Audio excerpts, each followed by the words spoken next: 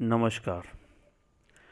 पिछले वीडियो में हम लोग प्रथम अध्याय का अध्ययन किए थे। आज हम लोग द्वितीय अध्याय पाटलिपुत्र वैभवम के बारे में जानेंगे। पाटलिपुत्र वैभवम अर्थात पटना की ऐश्वर्य, इसमें हम पटना के बारे में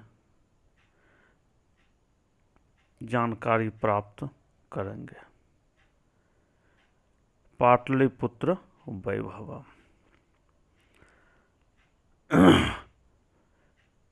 बिहार राज्यस्य राजधानी नगरम पाटलिपुत्रम सर्वेषु कालेषु महत्वम अधारयत्। बिहार राज्य की राजधानी नगर पटना सभी कालों में महत्व को धारण किया। अस्य इतिहासः सार्धसहस्रवर्षपरिमितः वर्तते। अस्य इतिहासः सार्धसहस्रवर्षपरिमितः वर्तते। इसका इतिहास, अस्य शब्द किसके लिए आया पद?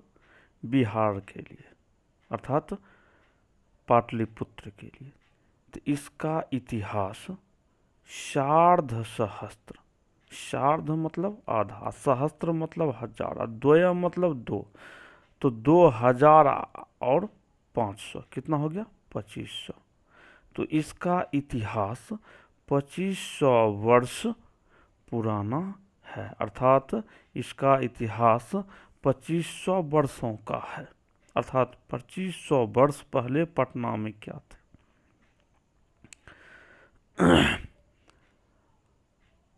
अत्र धार्मिक क्षेत्रम, राजनीति क्षेत्रम, उद्योग क्षेत्रम च विशेषेण ध्यानाकर्षकम। यहाँ धार्मिक क्षेत्र, राजनीति क्षेत्र और औद्योगिक क्षेत्र विशेष रूप से आकर्षक है।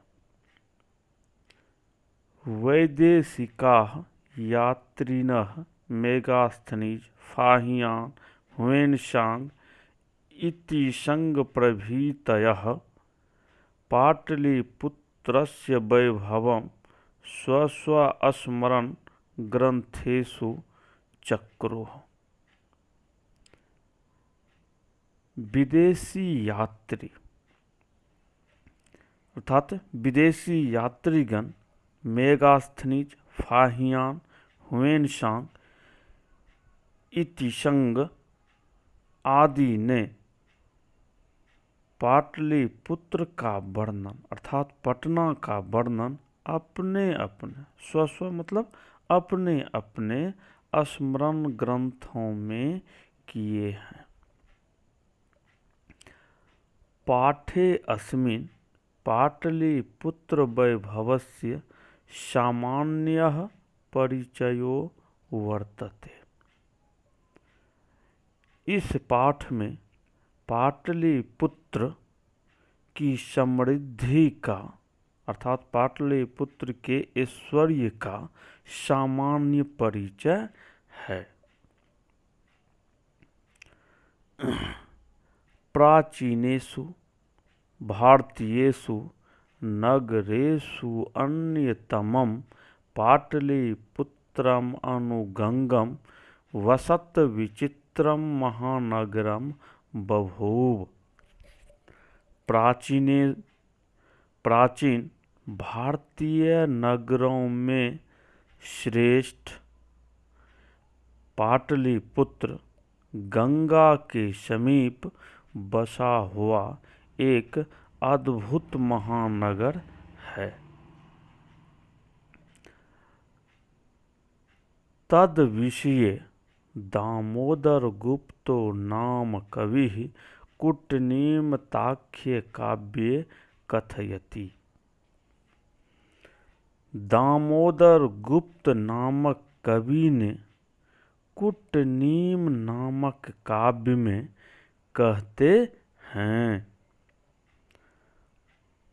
अस्ति महितल तिलकम सरस्वती कुलगृहम महानगरम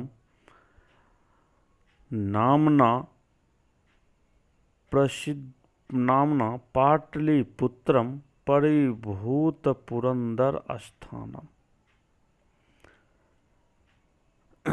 पृथ्वी का मुकुट, विद्वानों का वास स्थल पाटलिपुत्र नामक यह महानगर, जो इंद्र के निवास स्थान अर्थात स्वर्ग से भी सुंदर है, ऐसा जो है दामोदर गुप्त नामक कवि ने अपने कूटनीमताख्य नामक काव्य में कहे हैं। इतिहासे श्रूयते यत् गंगायाः तीरे बुद्ध काले पाटलिग्रामः स्थितः आसीत्। इतिहासे श्रूयते, इतिहास में सुना जाता है कि, या इतिहास में कहा गया है कि गंगा के किनारे, गंगायाः तीरे मतलब गंगा के किनारे बुद्ध काल में पाटली गांव स्थित था।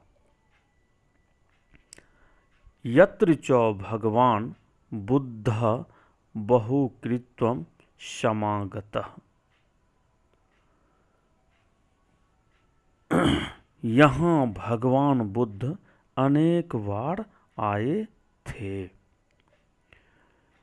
तेन कथितम आसीत् यद ग्रामो अयं महानगरम भविष्यति, किंतु कलहस्य अग्निदाहस्य जलपूरस्य च भयात् सर्वदा क्रांता भविष्यति।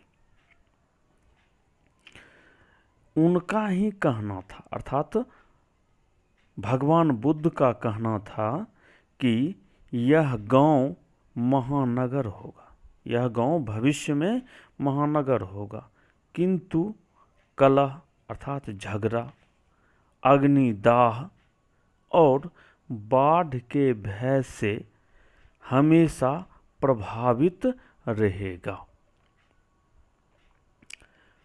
कालांतरेण पाटलिग्रामः एव पाटलिपुत्रम इति कथितः। कुछ समय बाद से ही पाटली गांव ही पाटलिपुत्र कहा जाने लगा, अर्थात बाद में पाटलिग्राम ही पाटलिपुत्र कहा गया। चंद्रगुप्त मौर्यस्य काले अस्य नगरस्य रक्षा शोभा रक्षा व्यवस्था च अत्युत्कृष्टा आसीत् इति यूनान राजदूतः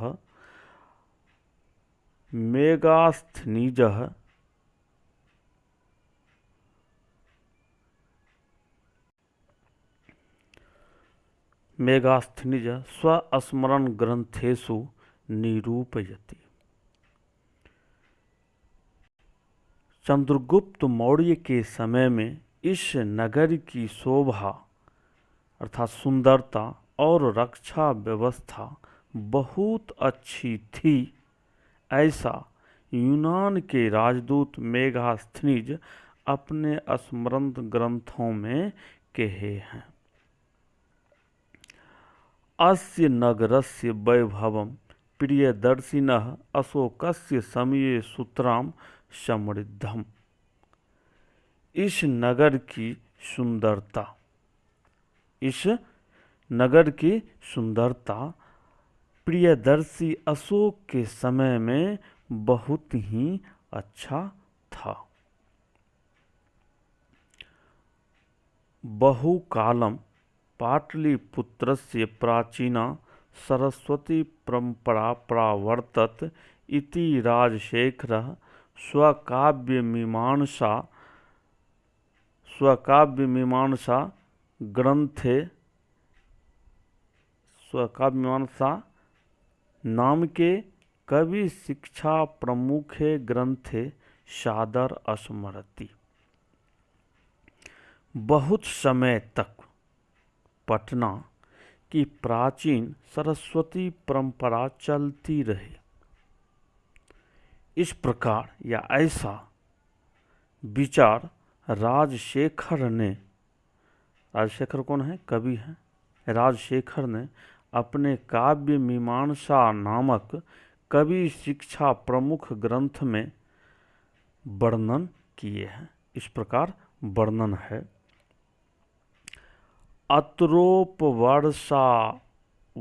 वर्षा विह पिंगल पाननी पिंगला विह व्याधि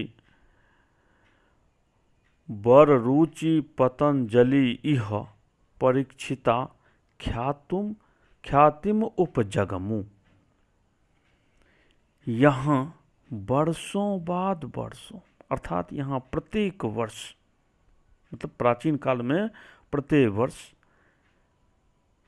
पाणिनि, पिंगल, वररुचि, पतंजलि अध्ययन करके अपने प्रसिद्धि को प्राप्त किए। कतिपयेषु प्राचीन संस्कृत ग्रंथेषु पुराणादिषु पाटलिपुत्रस्य नामान्तरणं पुष्पपुरं कुसुमपुरं वा प्राप्यते। कुछ संस्कृत प्राचीन ग्रंथों में, पुराण आदियों में पाटलिपुत्र का दूसरा नाम पुष्पपुर या कुसुमपुर प्राप्त है। अनेन ज्ञायते यत् नगरस्य अस्य समीपे पुष्पाणां बहुलम् उत्पादनं भवति स्म।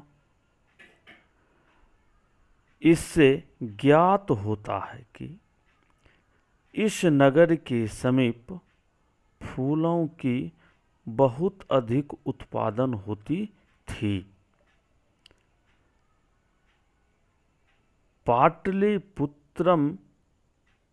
पाटलिपुत्रम इति शब्दो अपि पाटल पुष्पाणां पुत्तलिका रचना आश्रित्य प्रचलितः। कथा है पाटलिपुत्र शब्द पाटल अर्थात गुलाब की फूलों की रचना का आश्रय लेकर के प्रचलित हुआ। शरत काले नगरे अस्मिन् कौमुदी महोत्सवः इति महान समारोह गुप्त वंश शासन काले अतीव प्रचलितः। शरद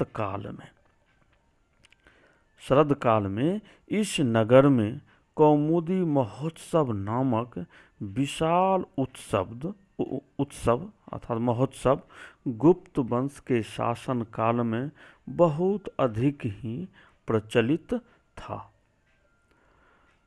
तत्र सर्वे जनाः आनंदमग्नाः अभूवन्। उस समय सभी लोग आनंद में डूब जाते थे। अर्थात जब ये कौमुदी महोत्सव होता था गुप्त वंश के शासन काल में तो सारे लोग आनंद में मग्न रहते थे। सम्प्रति दुर्गा पूजा अवसरे तादृशः एव समारोह दृश्यते। वर्तमान में अर्थात इस समय दुर्गा पूजा के अवसर पर उसी प्रकार का समारोह देखा जाता है।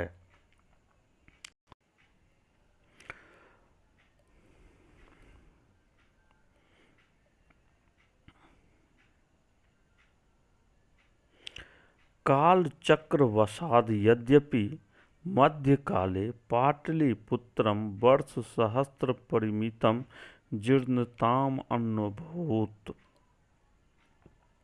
समय परिवर्तन के साथ, अर्थात कुछ समय बाद, यद्यपि मध्यकाल में पाटलिपुत्र अर्थात पटना लगभग हजारों वर्ष तक, ठीक है, वस्त्र सहस्त्र परिमितम, हजारों वर्ष तक जीर्ण शीर्ण रूप में रहा, अर्थात अत्यधिक प्रगति नहीं हुई, जितना था उससे भी कम होते चला गया। तस्य संकेतः अनेकेषु साहित्य ग्रंथेषु मुद्रा राक्षसादिषु लभ्यते।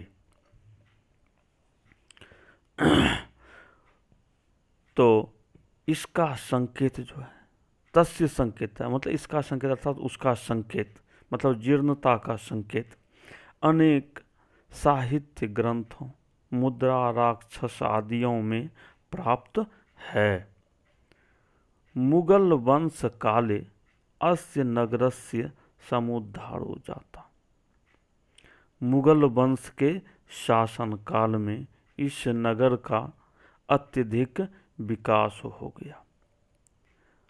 आंगल शासन काले च पाटलिपुत्रस्य सूत्राम विकासः जाता। और अंग्रेजों के शासन आने पर पटना का बहुत अधिक विकास हुआ। नगरम इदम मध्यकाले एव पटनेति नामना प्रसिद्धम आगत। यह नगर मध्यकाल में ही पटना नाम से प्रसिद्ध हो गया। अयम च शब्द पतनम इति शब्दात निर्गतः। और यह शब्द पतनम ऐसे शब्द से निकला हुआ है, अर्थात ये पटना शब्द जो है पतनम शब्द से ही निकला हुआ है। नगरस्य पालिका देवी पटन देवी अद्यापि पूज्यते। नगर की पालिका देवी अर्थात नगर की पालन करने वाली देवी पटन देवी आज भी पूजी जाती है।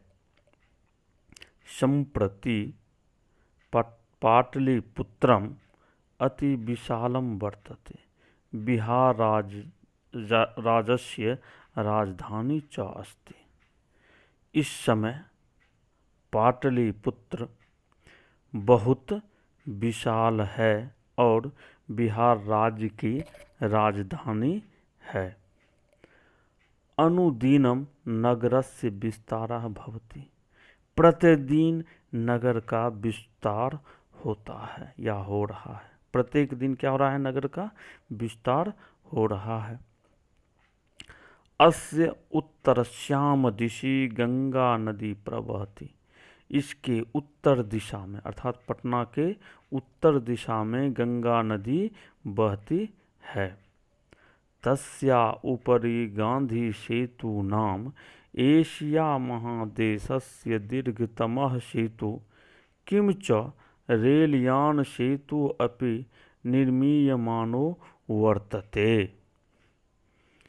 कहता है उसके ऊपर, किसके ऊपर? गंगा नदी के ऊपर गांधी सेतु नामक एशिया महादेश का सबसे बड़ा पुल और क्या रेल गाड़ी सेतु का भी निर्माण हो रहा है। रेलगाड़ी सेतु मतलब रेल गाड़ी के चलने के लिए जो पुल बन रहा है वो अभी निर्माणाधीन है अर्थात निर्माण है।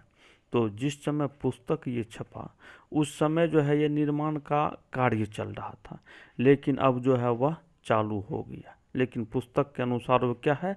तो निर्मीयमानो वर्तते मतलब निर्माण हो रहा है। नगरे अस्मिन् उत्कृष्टः संग्रहालयः, उच्च न्यायालयः, सचिवालयः, गोलगृहं, तारामंडलम, जैविक उद्यानम, मौर्यकालिकः अवशेषः, महावीर मंदिरम इत्येते दर्शनीयाः सन्ति। इस नगर में उत्कृष्ट संग्रहालय, उच्च न्यायालय, सचिवालय, गोलघर, तारामंडल, जैविक उद्यान और मौर्यकालिक अवशेष, महावीर मंदिर इत्यादि दर्शनीय हैं।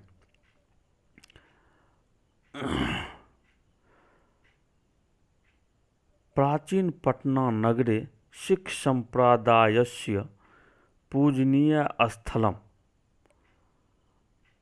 दशम गुरोः गोविंद सिंहस्य जन्मस्थानं गुरुद्वारा इति नामना प्रसिद्धम वर्तते। पटना, प्राचीन पटना में अर्थात पुराना पटना में, ठीक है, पटना भी दो हैं, एक नया पटना एक पुराना पटना, जिसको पटना सिटी कहते हैं वो प्राचीन पटना है। तो प्राचीन पटना नगर में सिख संप्रदाय के पूजनीय स्थल दशम गुरु गोविंद सिंह का जन्म स्थान गुरुद्वारा ऐसे नाम से प्रसिद्ध है, अर्थात गुरुद्वारा के नाम से प्रसिद्ध हैं। तत्र देशस्य अस्य तीर्थयात्रिणः दर्शनार्थम आयन्ति। वहाँ इस देश के तीर्थयात्री दर्शन के लिए आते हैं। एवं पाटलिपुत्रम प्राचीन कालात् अद्यावधि विभिन्नेषु क्षेत्रेषु वैभवं धारयति। सर्वं च संकलितरूपेण संग्रहालये दर्शनीयम इति। तो इस प्रकार पटना प्राचीन काल से आज तक विभिन्न क्षेत्रों में ऐश्वर्य को धारण किया, अर्थात सुंदरता को धारण किया, और सभी जगह संकलित रूप में संग्रहालय में देखने योग्य है। अर्थात पटना में जो कुछ भी है तो वहाँ के जो संग्रहालय हैं, संग्रहालय में इकट्ठे रूप में, एकत्रित रूप में क्रमशः लगा हुआ है, जो हम देख सकते हैं, दर्शनीय है। पर्यटन मानचित्रे नगरम इदम महत्वपूर्ण। पर्यटन के मानचित्र पर यह नगर महत्वपूर्ण है। तो आज जो है द्वितीय अध्याय समाप्त हुआ। फिर इसका जो है अगले में जो है हम प्रश्न उत्तर भी करवाएंगे।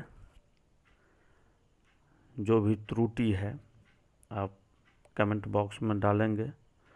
और एक निवेदन है कि आप लोग जो सब्सक्राइब करके बेल बटन दबा दीजिए, ताकि जो है फिर मेरा जो अगला चैप्टर होगा वो आप तक पहुंच सके, आपको सूचना मिल जाए। धन्यवाद।